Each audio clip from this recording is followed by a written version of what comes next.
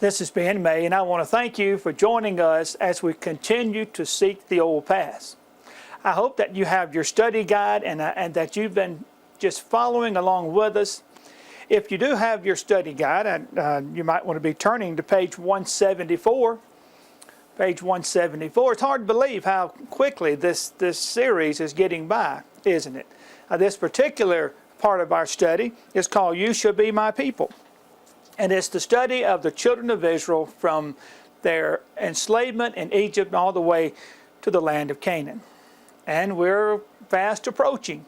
They're getting ready to enter the promised land. Let me just pause now just for a minute or so and encourage you to order the next book in the series.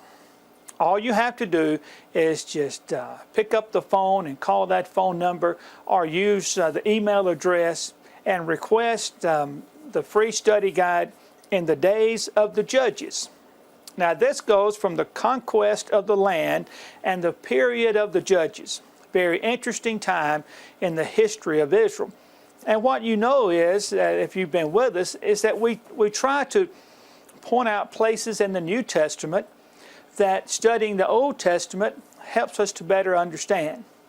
Because the things written aforetime were written for our learning, that we, through the patience and comfort of the Scriptures, might have hope. That's Romans chapter 15 and verse 4. And so, again, I encourage you to order your next study guide, because in about 3 more weeks or so, we should be entering into that study.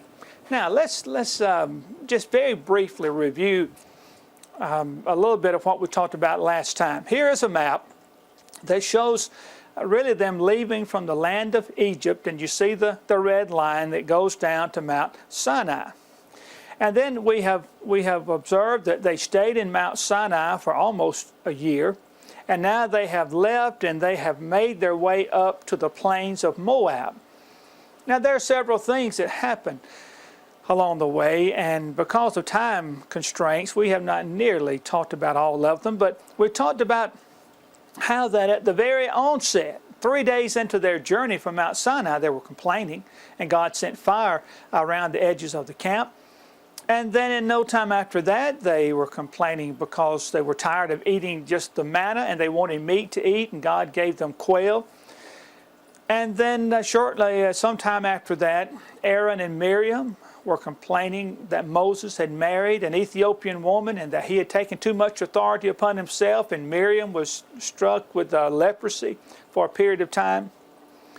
And then we come to Kadesh Barnea, when they should have been getting ready to enter the promised land, and they were at this point. They sent spies, 12 spies, to spy out the land. But they came back, 10 of them said, "We just can't take this land. It's too strong for us, while we are like grasshoppers in their sight." 2 of the men, Joshua and Caleb, said, "Oh no, we can take it. God is for us. We can drive them out and take the land that God has promised to give us." But because the congregation believed the report from the spies that said, "We can't do it," God said, "You're going to wander in the wilderness until that generation that did not believe in me, till they die out." And that was going to be for a total of 40 years. Well then, after that, Aaron is called up on top of the mountain at Mount Hor, and there he dies. And his son is given the high priest's garments to take over in his stead. And then after that, the people had complained again, and God sent fiery serpents down among them, and they had to make a bronze serpent, put it up on a pole, and if you were bit by one of these fiery serpents, then you had to get to where you could see that pole and that serpent on it, and then you would be healed. And so we came then to getting into the plains of Moab, and they come across King Sihon. And I want to back up to cover this, because it's important to note how they come to have possession of land on the east side of the River Jordan, because that was not initially considered the promised land. Where King Sihon, when Israel gets to Mount Pisgah, well, he says, "You're not going to pass through my land." He was an Amorite, and his armies attacked Israel at Jahaz. Well, Israel defeated Sihon, and they take his territory. You see it colored in there now, highlighted on your map. Well, then they travel on up further north, and they turned toward Bashan. And then Og, king of Bashan, why he decided to attack the Israelites at Edrei, well, he too was defeated, and his territory was taken, and now you see it highlighted on our map. You notice there's a little bit of land in between those two places. That's Gilead. Later they'll take Gilead, and so they'll have that entire stretch of land from up around the Sea of Galilee all the way down to the Dead Sea, past the River Jordan, down to the Dead Sea.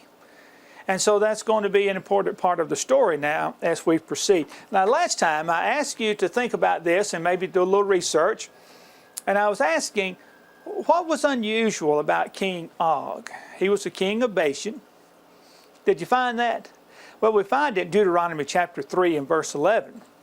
And there it says, for only Og, king of Bashan, remained of the remnants of the giants. Indeed, his bedstead was an iron bedstead.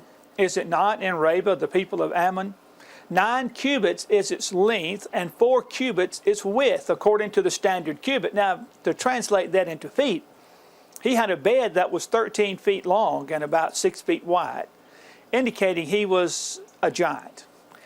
Huge, we don't know how tall he was, but we know his bed had to be 13 feet.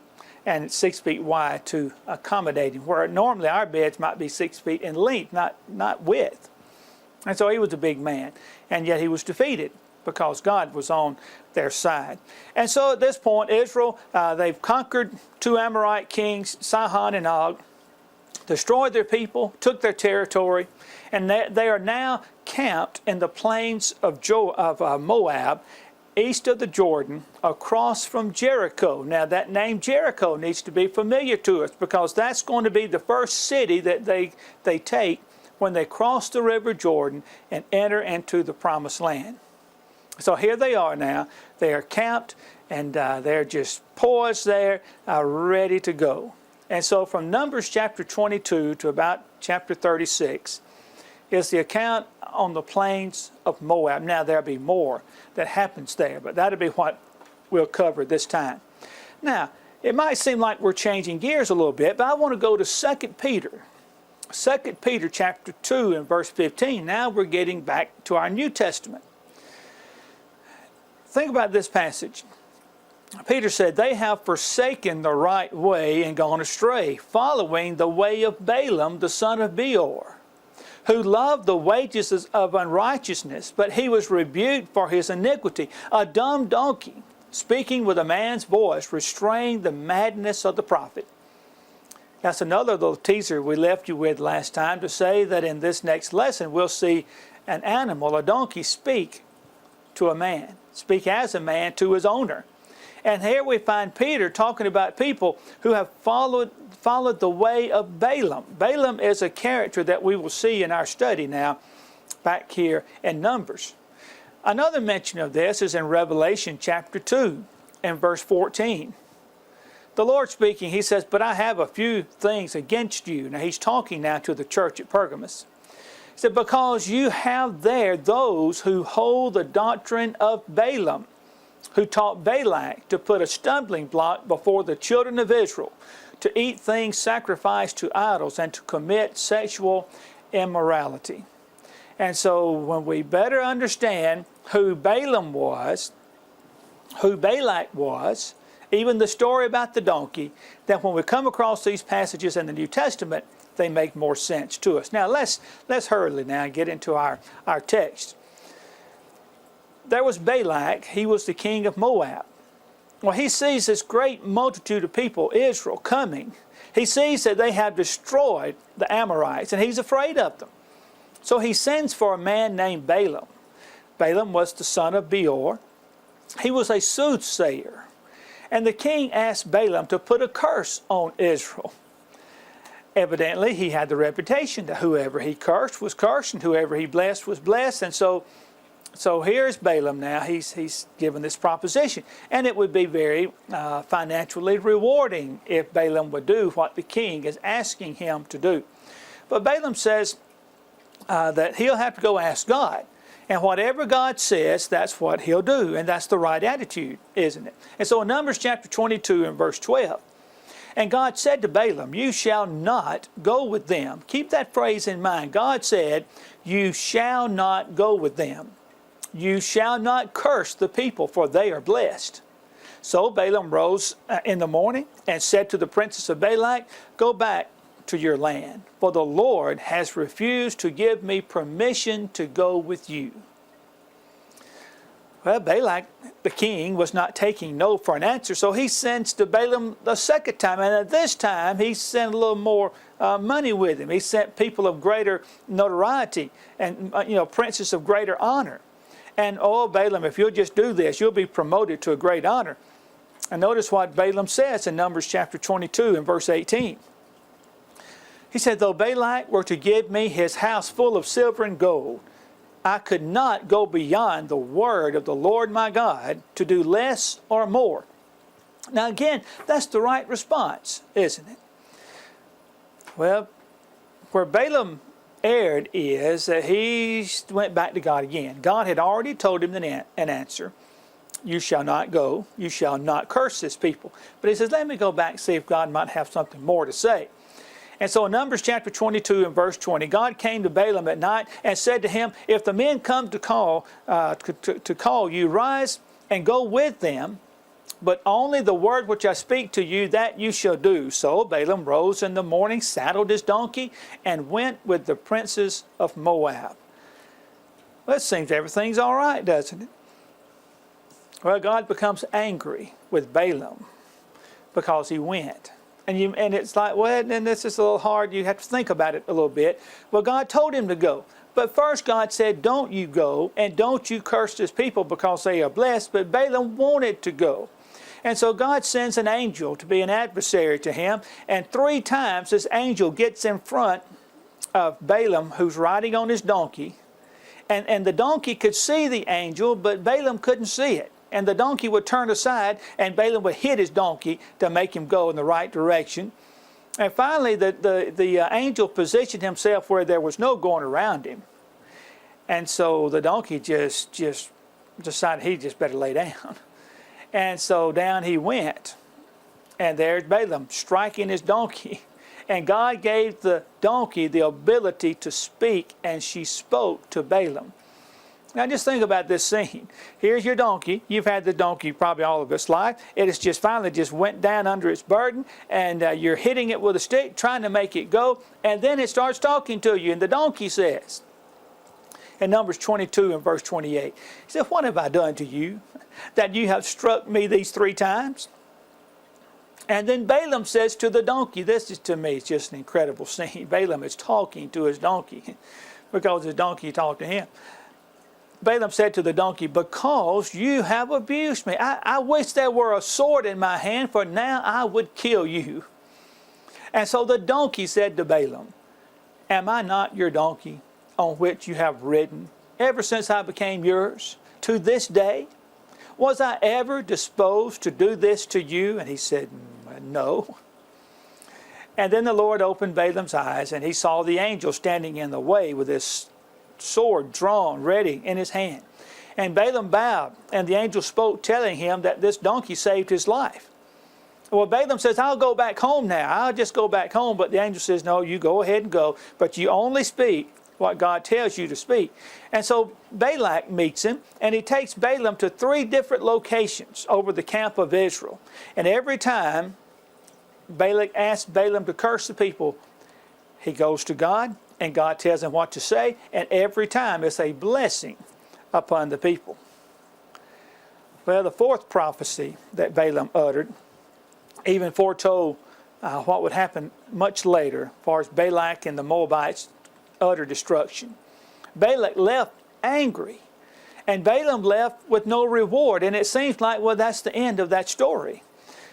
But it didn't end there, because at Baal Peor, the Israelites were going to sin.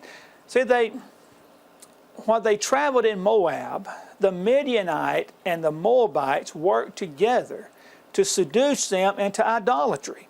They would send their women in among the men to get them to sacrifice to their gods and engage in fornication. See, those are not necessarily 2 separate things.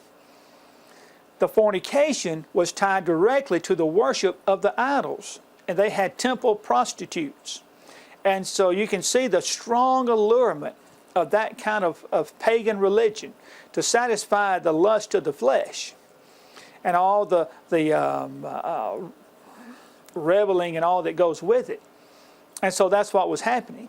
And what happened was that Balaam was the advisor to the king Balak on how to get Israel to sin and therefore weaken them, get them out of favor with their God, and make them somebody they could defeat. So you see why God is going to be so angry, not just with Israel for sinning, but with the Midianites and the Moabites as well. And so many of the Israelites, they joined themselves to Baal Peor, and God was enraged, and he said that all the leaders of this sin and rebellion need to be hanged, and they were. But then afterwards, Zimri, an Israelite, he brings a Midianite woman named Cosbi to his tent in the presence of everybody, just very brazenly brings this woman to his tent knowing they're about to commit fornication. And they didn't try to hide it. Well, Phinehas, the son of Eleazar, he was so outraged that he took a spear, goes into the tent, and thrust it through both Zimri and the woman while they were engaged in the very act of fornication. And so in Numbers chapter 25 and verse 10 we read, "Then the Lord spoke, saying, Phinehas, the son of Eleazar, the son of Aaron, the priest, has turned back my wrath from the children of Israel, because he was zealous with my zeal among them, so that I did not consume the children of Israel in my zeal. Therefore say, Behold, I give to him my covenant of peace, because he was zealous for his God and made atonement for the children of Israel." So God's wrath against the Israelites was turned back. But now God turns his attention to the Moabites and the Midianites. He says to Moses, "I want you to wage war on Midian." Now remember the Midianites. Well, that was Moses' father-in-law's people. Moses' wife's people were Midianites, but they were nomadic people, and very likely this was maybe a different set of those Midianites. But in any event, Moses gave orders for 1,000 men from each tribe to assemble. 12,000 men marched out with Phinehas, the son of Eleazar, and they attacked and they slaughtered the Midianites. Well, they defeat Midian, and after that, they're told, the soldiers are told to go through a purification process, especially if they killed anybody. And then they were to divide the spoil up, and they took that and took half the spoil, and the men of war got that, and half of it went to the congregation, and the Lord, there was a tribute out of that went to the Lord. Well, then they got to counting up the soldiers and realized they had not lost a single man. And so the leaders then decided that they would go back and give even more of their spoils to the Lord. Now, it's getting near the end of their wandering, that 40 years, and God says, now you need to number the people again. And so all the able-bodied men from 20 years and up were counted. Now remember, this was done on Mount Sinai as well, but this was some 40 years earlier. Well, the total number of soldiers was 601,730. If you have your study guide, you'll see that broken down, and how that some tribes gained a lot, some lost a lot, and some stayed about the same. Well, then also the Levites were numbered. They were numbered separately because they were not men of war. They had a different reason for numbering them. And so from 1 month old and older, they were counted separately, and there were 23,000. The tribe of Levi was not as large of a tribe. And so in Numbers chapter 26 and verse 52, it says, "Then the Lord spoke to Moses, saying, To these the land shall be divided as an inheritance according to the number of names." Now we see why they were numbered. God said, according to the number of names, that's how they'll be divided. "To a large tribe you shall give a large inheritance, and to a small tribe you shall give a smaller inheritance. Each shall be given its inheritance according to those who were numbered of them. But the land shall be divided by lot. They shall inherit according to the names of the tribes of their fathers." So there were some things predetermined. By your number you would know how much land you would get. But as far as exactly where it was, that would be determined by lot, so that it would be a fair process to all. Okay, and just, trying to get in our minds what's going on. They've been wandering in the wilderness for some 40 years. It's getting time now to actually enter in and conquer the land. They have taken a fair amount of land on the east side of the Jordan. And so they're in the process now. We got to divide it up, and here are the rules about that. And here's how you inherit land. Well, then they had these daughters of Zelophehad. Well, he had 5 daughters. But Zelophehad had died in the wilderness, and he had no sons. Normally, land was passed through the male side, through the sons. Well, they asked, well, what about us? We want an inheritance among their father's people. They did not want to be disinherited because they were girls, because they were women. And so they took the matter to God, and God says, the daughters of Zelophehad, they're exactly right.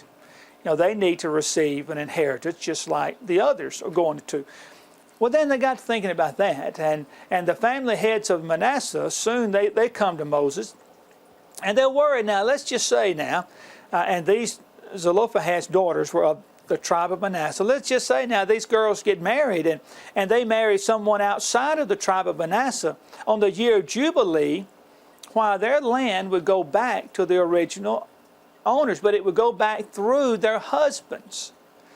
And so the tribe of Manasseh could possibly lose what those daughters had been given. Well, God again says, well, they're right too. That is something we need to address. So God didn't tell them everything at once. He let some of these events unfold so they could see the practicality of it. They could think through what God was telling them. And then as things would come up, they'd go to Moses, who would go to God, and they'd get their answer. And so God says now to the daughters of Zelophehad and to all the others that this might ever pertain to, you will inherit land. But you can only marry then within the tribe.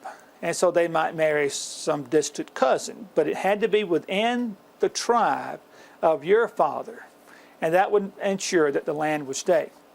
And so in Numbers chapter 27 and verse 12, the Lord said to Moses, go up into this Mount Abiram and see the land, which I have given to the children of Israel. And when you have seen it, you also shall be gathered to your people, as Aaron your brother was gathered. For in the wilderness of Zin, during the strife of the congregation, you rebelled against my command to hallow me at the waters before their eyes. Do you remember that time? When God had told Moses, I want you to go and speak to the rock and it will give the people water. They were complaining about being thirsty. But Moses was so angry with them that he took his rod, and he struck the rock twice, and he said, must we fetch you water? And that was the wrong thing to say. This was God's doing, not Moses. And he didn't do as God had told him to do. Now, this doesn't happen right now. Moses is going to do exactly what God has just said, but it doesn't happen immediately. Well, Moses is concerned now, and he doesn't want the people to be left without a leader. He understands that he will not go into the promised land, and God too does not want the people to be left without a leader. And so God told Moses that Joshua would be Israel's new leader. Now, we've seen or off and on a lot about this young man, Joshua. He was one of those 12 spies that went to spy out the land from Kadesh Barnea, but he was one of the 2 that came back and said, we can do it. He and Caleb came back saying that. Joshua was one of the ones that when Moses had set up the tent of meeting outside of the camp because God was so angry with them, that when Moses would leave that tent of meeting, Joshua would be left in charge of it. And so he had been the right-hand man of Moses. He went up on Mount Sinai with Moses and so on. Now, Numbers chapter 27 and verse 18.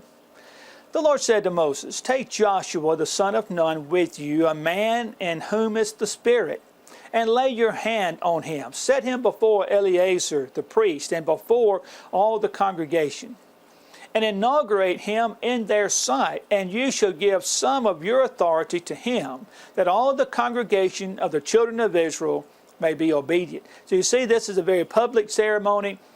God wanted them to see this transfer of authority from Moses to Joshua so that they would obey him just as they had Moses. Now, as we continue on, again, we're getting ready to enter the promised land, but remember all this land they had taken on the right side of your map, east of the river Jordan. Well, there were two tribes to start with, Reuben and Gad, and they had a lot of cattle. And they looked at this land from the area of Gilead and Jazer, all that of those kings, Sihon and Og, and said, that's just perfect for cattle, and we have a lot of cattle. And so they asked, could they not inherit that land instead of the land on the other side of the Jordan? Well, at first Moses was upset about this. He thought that they were just going to stay there and not cross over to help their brethren take their land. After all, their brethren had helped take that land, and it was only right that they go on into the promised land and help conquer the enemies there. And they assured Moses that's exactly what they intended to do. They would go over and help their brothers defeat the enemies there. And so in Numbers chapter 32 and verse 29, and Moses said to them, if the children of Gad and the children of Reuben cross over the Jordan with you, every man armed for battle before the Lord, and the land is subdued before you, then you shall give them the land of Gilead as a possession. But if they do not cross over armed with you, they shall have possessions among you in the land of Canaan. And so we see then, as we look again at our map, this great journey now is getting ready to come to a conclusion. They are on the plains of Moab. They're perched, you might say, ready to enter in the promised land. Well, the men of Reuben and Gad, they assure Moses they're going to do exactly what they have promised to do.